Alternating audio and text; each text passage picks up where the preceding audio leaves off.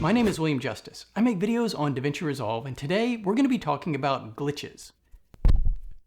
I've created an awesome new glitch effect that you can use in your projects. It has some quick presets as well as a ton of customization options so you can make your own crazy unique glitches and use them for transitions, glitching text, all kinds of things.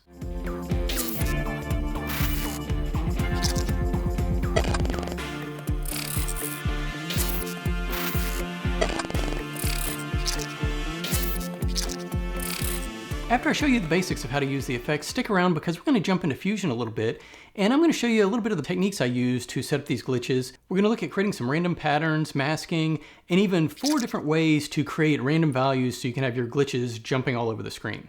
We're even going to try a weird technique using the probe modifier to generate random values. The glitch effect is easy to use and it works great for transitions or to create glitching text. You can download the JustGlitch effect for free from my website, buildjustice.com. I've created 2 separate effects for you to use. There's JustGlitch, which works for transitions and full clips, and JustGlitchText, which works for creating a glitching text effect. So let's take a look at how to add these effects to your videos.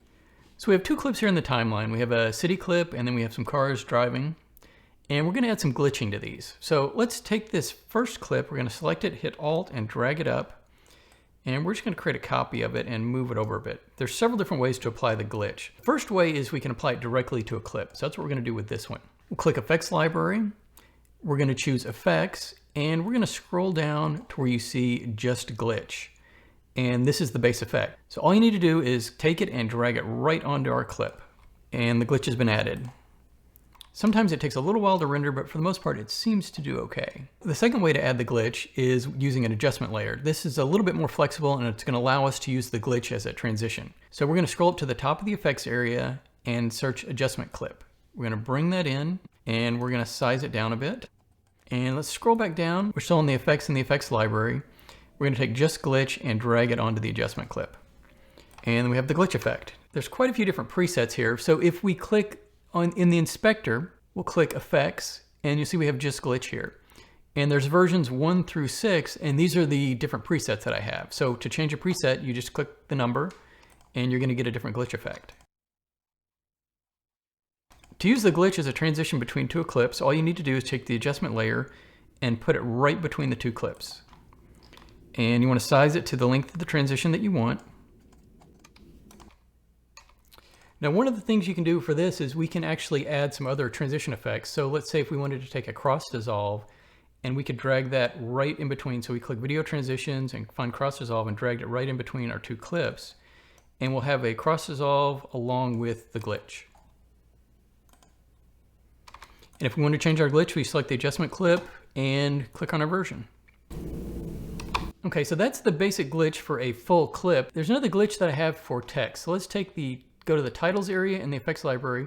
It doesn't work for the regular text, it works on the text plus. So let's take text plus and drag it into our timeline and add some text. So for the text glitch, we're going to go to effects. We're going to scroll down and you'll see we have just glitch and here's just glitch text. So we take this and drag it right under our text and we have some glitchy text. You click on the text in the timeline, choose effects, and there's several different versions to choose from right up here. Sometimes it gets a little odd depending on how the caching is set up. If you make a change, you won't always see it. So you have to select the clip and you kind of have to move it back and forth a little bit to get it to pick up the change and clear the cache. So just something to note. If you're not seeing what you think you should be seeing, you can go to the video and go to settings and just adjust the position a little bit or something, and that will get you fixed. So with these effects, there's a ton of options that let you customize it and create your own unique glitch effects. The effect probably has way too many options. I was kind of having a lot of fun and kept throwing things in there and trying things out. Eventually I kind of had to stop adding things and took a few things out because it was getting a little bit too complicated. But there's a lot of fun things in there for you to try to get all kinds of different looks. Let's take a look at how to create a custom glitch effect and save it off so that you can use it in other projects. All right, let me show you how to customize the glitch and kind of create some unique effects. First thing we're going to do is go to Effects and let's add an adjustment clip. And let's scroll down, find Just Glitch, and drag that onto our adjustment clip. So there we have the basic glitch effect. Now you notice, let me clear this out here.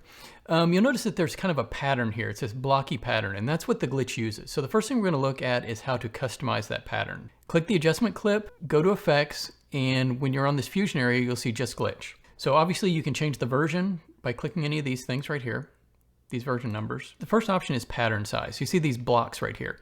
If we increase the pattern size, that means we're putting more blocks on the screen. This pattern is what's used. You'll notice that everything inside of the pattern right here, you'll see it's shifted a little bit.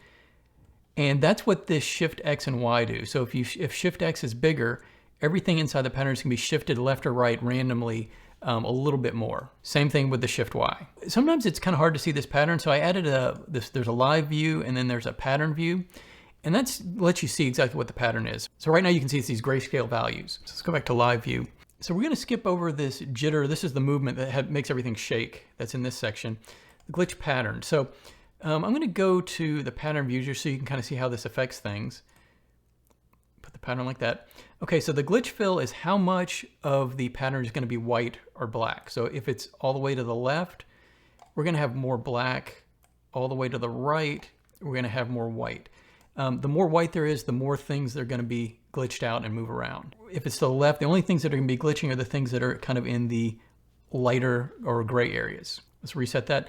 The scale, you can play with this to just kind of get some different settings. So the pattern size jitter is a way to have the pattern size change as the animation is playing. So if we bump it up to like 20, that means the pattern size is going to randomly change between 9 and 20. Same thing with the pattern width jitter. The pattern width is the wider it is, the longer these rectangles are going to get. So we'll take the pattern width and bring that up. So this, you'll see that with the pattern really wide, we're going to have long bars. And it's going to kind of create a different kind of an effect for us. Like that. So that's what the pattern width does. And the pattern width jitter. So reset that. And pattern angle. This one is the angle of the pattern. So if we set it to like 45 degrees, the pattern is going to be angled at 45 degrees. Now the last thing, this down here, this low and high, this one actually gets pretty important. You'll see right now that these are kind of ghosted and kind of faded on top of each other. That's because of the grayscale in the pattern. So we go pattern view, you see it's gray in there. The more white it is, the more solid color it's going to be. If we move these low and high together, you see we're going to get more of this solid color, and it's going to be a little bit more of a clean look. The more these are apart, the more you're going to get this overlaid transparent effect. Let's go to this random movement area. So these are just going to change the angles of things and how much the sizing changes. So if you move these a lot, the image is going to bounce around a lot more. So this one is the angle of the basic image, and this is the angle inside of the glitch. This is the basic size, and this is the angle jitter. This changes the angle. So if we bring everything down and just do the angle, we're only going to have the angle change. And you see it's changing inside of this glitch pattern. Okay, so that's just some of the basics. The last thing we can do is customize the colors. We go down to glitch color. Right now it's set on random color, where it's going to be a random color for each frame. We could choose single color.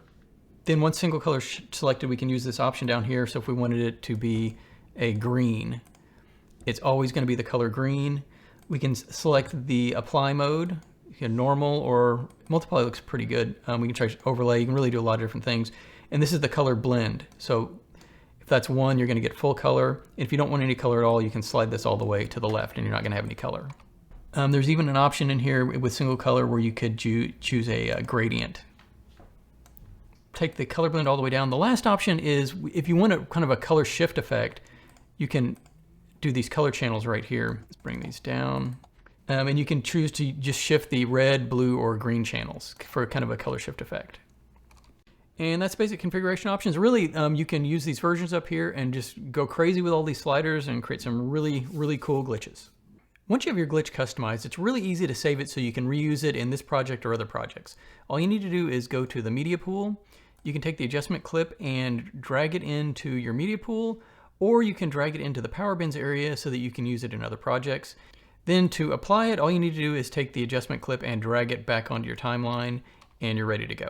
Okay, let's get these glitches installed. Let me show you how that works. Okay, let me show you how to download and install these effects. First, go to my website, buildjustice.com. So the glitch effect is right here on the home page.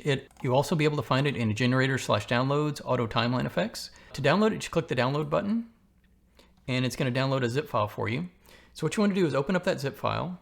You can see there's JustGlitch.setting and JustGlitchText.setting. These are the two effects. So all you need to do is copy these into the correct place in Resolve. There's quite a few different ways to do that. The easiest is to go back to Resolve, and anywhere you are on the timeline, click Fusion, click Effects Library, and under Edit Templates, choose Effects. You can extract the files and drag them right into this area here. It doesn't look like you can do this from the zip file, so what you need to do in this case is click these three little dots, click Show Folder, then you take these two files and drag them into the Fusion Templates effects area. And once you do that, you should be ready to go, and the effects will be installed and accessible from the timeline.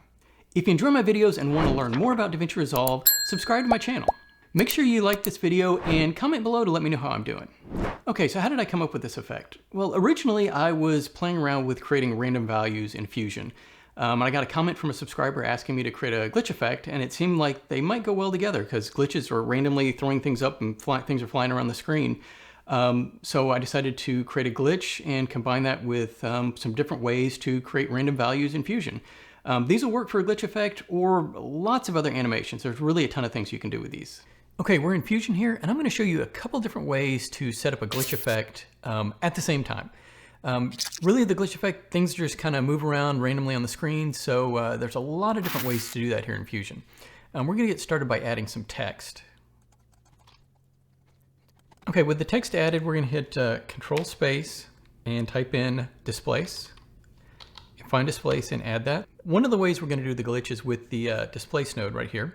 Okay, with Displace selected, let's click the Transform node in the toolbar here. And with the transform, we're just going to take that text and go to the inspector and let's move it up a bit. We're going to create another glitch right down below. We're going to add a transform node in. We're going to drag it in, connect up the output of the text into the transform 2. With that transform selected, we're going to add another transform and take that and merge it right back in. So with transform 3, let's just move it down a bit. So we got the text twice. We're going to run one through this displace and one through this transform here to create our glitch effect. For both the displace and the transform, we're going to use a pattern to control our movement. So let's put a background node in, and we're going to add a merge node like that and another background node. We're going to put this merge node in viewer 1 right there. Right now it's black. The top background, we're going to set the color on that to white, and we're going to add a rectangle mask. Drag that in, take this rectangle and put it into the blue mask input. And we can size this to be whatever we want. Basically, we have a really simple black and white pattern. So let's see what happens. We're going to take this pattern and put it into the displace. The type is set to radial, so if we adjust the refraction strength, anything that's inside this white area is going to be refracted. So let's click on the rectangle and we can move it around. You'll see we're going to be adjusting and changing which part of the image is going to be affected by the displace. So let's go ahead and reset the position there. For this effect, we're going to change the type to X and Y. And really all we need to do is adjust the X and Y refraction. So what these do is they move anything that's inside the white area. So if we click the rectangle and move it, you can see that the part of the image that's being affected is only inside that white area. So let's take the same pattern here with just a simple black and white, and we're going to put it into the mask input on the transform. Now nothing happens yet because we do need to make a change, but we're going to be able to use this transform to move things back and forth, up and down. We also have options to change the size and angle. So right now, this is in the mask input. By default, the mask input is looking at our alpha channels. There's no transparency in this image, so what we need to do is change it to use the luminance. And it's going to look at the black and white values to determine what part of the image is going to be transformed. So let's click on the transform, we'll go back to the main area, and we can shift it. So you can see we get kind of a similar effect. We'll take the rectangle and move it around. Similar effect. But something different happens here between the transform and the displace. So let's take this rectangle, and what we're going to do is we're going to change the opacity on it to make it more of a grayscale. So let's bring it down, and look what the difference is between the displace and the transform. With the displace, it changes how much the displacement takes effect. So if it's white, it's going to be the full displacement, and as it goes back down to black, there's going to be zero displacement. The transform does a little bit something different. It has a kind of a ghosting effect where it has some transparency, and so you can see some of the original image, and then part of the image is shifted as transparent. So for mine, I chose to use the transform because I kind of like that overlay ghosting effect. So how can we add some animation to this? Let's get rid of this simple pattern, and we're going to create a more complex pattern using the fast noise. So let's add the fast noise in and put that in viewer 1. Pull the detail all the way up, contrast all the way up, and adjust the brightness and scale. We can take this fast noise and put it into the displace and put it into the transform. And you can see what it does there. So we want a little more of a blocky pattern. So to do that, what we're going to do is with the fast noise select, we're going to hit Control Space and search for mosaic blur and add the mosaic blur in. With mosaic blur selected, hit 1 on the keyboard, and that's going to put that into the viewer. And we can adjust the pixel frequency. So we can have it more bigger blocks or smaller blocks. You can see we're already starting to get some different kind of a glitchy effects. If we want to animate this, all we need to do is go to the fast noise and adjust the seethe rate. And you can see our pattern is changing, and we're getting kind of different glitch effect. So let's make it go a lot faster. So we'll just put 50 in the seethe rate. So it's going to change really quickly. Okay, the next thing I did is I added a bitmap in to adjust the transparency on the glitch to give us some options. Let's hit Control Space and search for bitmap. Now, by default, it adds in it as a mask, but we really want the mosaic to go into the bitmap, and we want the output of the bitmap to go into the displace and into the mask on the transform. So we have a similar kind of thing going here, but what the bitmap allows us to do is adjust this pattern. Select the bitmap and hit 1. So you can see what we have there is just kind of a black and white image with grayscale. The grayscale is what's creating this ghosting effect. So if we want to get rid of the ghosting effect, all we need to do is have a solid black and white pattern. So what we can do is select the bitmap and adjust the low and high right here. And you can see that we basically now have a solid, mostly solid black and white image. And that's what our glitch effect is looking like. So we have the displace and then the transform. So the next thing I did was I wanted to add some random values, and I wanted to kind of move the glitch around with the transform. So let's disconnect this guy. And let's talk about creating random values. So you don't want to have to keyframe this thing, but you want this thing to kind of bounce around a bit, maybe jump in size and wiggle. So I'm going to show you 3 different ways to do that. So let's start with the position. Let's right click on the position and look at modifiers. So we have all these modifiers here. And these modifiers will change the values for us. So let's choose shake and see what happens. So what you see is so we have the bottom glitch moving around. Now obviously we don't want it to move that much. So let's take a look at how the modifier works real quick. We're going to click modifiers, and you'll see that we have a shake on transform2.center. It has a minimum and maximum value and a smoothness. So the smoothness is how fast it transitions between values. So if we set it to 0, it's going to transition instantly between the different values and jump around. Now we don't want it to move this much, so let's change the minimum and maximum. We're going to set the minimum to say 0.45 and the maximum to 0.55. And now it's just going to jump around right in that center position. Let's go ahead and put just transform 2 in the viewer, just so we can kind of see exactly what's going on with this specific glitch here. Okay, so we have it jumping around now. It's kind of glitching like that. I'm going to shrink that just a bit. We're going to do 0.48 and let's do 5.2. So it's not as big, a little smaller. So let's go back to the transform, and we're going to adjust the size now. So let's right click on size, modify width. This one we're going to choose perturb, which is just another way to create random values. And now that we have that set, you'll see that it's getting bigger and smaller. And the size is automatically changing for us. So we don't have to do anything, it just changes around randomly. So let's take a look at that modifier. We'll click modifiers, and we'll see we have the perturb here. So it works a little bit differently. We have a base value, which is 1. We could make it start smaller or bigger, and this is the base value that it is working from. And then it's going to transition the value above and below that based on these settings. So we're going to take the speed and move it all the way up. Let's make it real big, just like we did with the shake. And it's going to jump like that.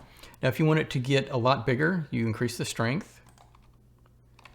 Or if you don't want it to change as much, we're going to decrease the strength, and it's not going to vary as much. So you can play around with these parameters to get any kind of randomness that you want. All right, so that's 2 ways. We have the shake and we have the perturb. Okay, the last thing we're going to do is we're going to have the angle kind of jump back and forth. And we're going to use an expression for this one. So what you need to do is right click on the angle, choose expression, and really simply you just do math.random. And you do your values. So let's do minus 15, 15. And that's going to randomize the value of the angle between minus 15 and 15. And you see we kind of got a glitchy thing jumping around. 3 different ways to randomize values. You can randomize any value you want, aspect, opacity, lots of different things. Great for creating some interesting effects. So let's take our bitmap again and put that back into the mask input on the transform. And we kind of got a glitchy effect right there. Okay, that's kind of a real basic glitch. The one I did is a lot more complex with some colors and overlays, and I actually, for mine, I used the math.random for most of the things. I did a couple of the modifiers, but it was mostly using the expression. Okay, I made a couple of adjustments here. So these are kind of the glitch looks we have right now. Let's go back to the transform here, and we're going to clear out this size property. We're going to remove the perturb, We're going to talk about one more crazy way to create random values. There's lots of different things you can do, and this one's kind of interesting. We're going to take a fast noise and bring that in. This is a new one. Let's put it in the left viewer. We'll bring up the detail, the contrast, bring down the brightness, and adjust the scale.